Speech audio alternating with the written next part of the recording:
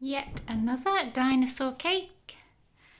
I think dinosaur themed cakes are going to be around for as long as the dinosaurs were.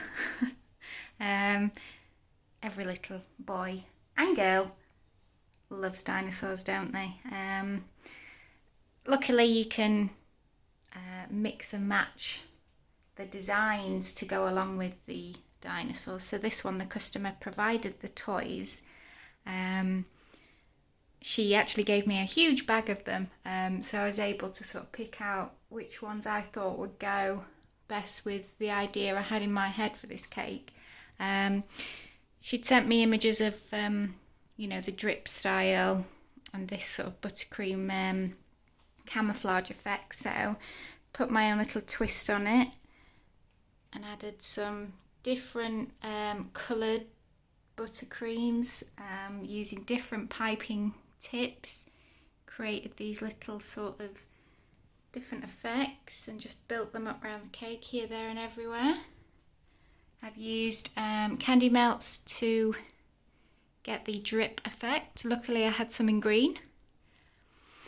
And then I've just crushed up some Oreo biscuits, removed the middles from them and then crushed up the biscuits themselves, and they create this fabulous dirt, all edible of course.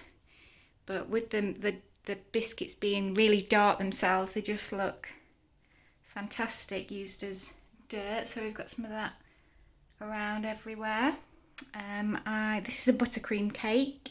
I've lightened my buttercream and then just used some edible black and edible brown food gels, watered down slightly, and then given it this mottled effect by flicking the paintbrush at it.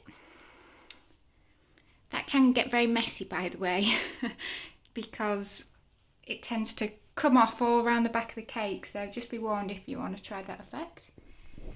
And then I've used these artificial flowers again, well, greenery, and just attached those to the cake with a little bit of buttercream at the back. Stuck some in the top itself, and it gives this sort of prehistoric greenery effect. The name on this one, I've used, if you look up crackled effect fondant, it looks like it's sort of, crackled I suppose, and you can use it with any colour. And what you do is roll out your base fondant, so I've gone for the same colour as my board here, and then gone over with some brown gel food colouring, just watered down slightly, and painted it on top. And then before it's dried you get a blowtorch, so be careful, and you just blow over the top of the paint, and then get your rolling pin, let it dry for a few seconds, get your rolling pin and then roll out carefully, and it breaks, because it breaks sort of like the top of the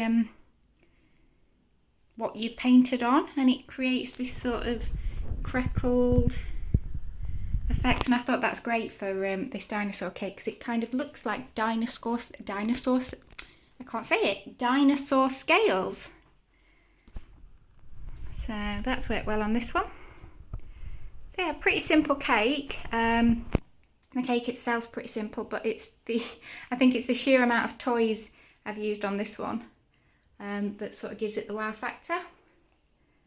So there we are. This is yet another dinosaur themed cake.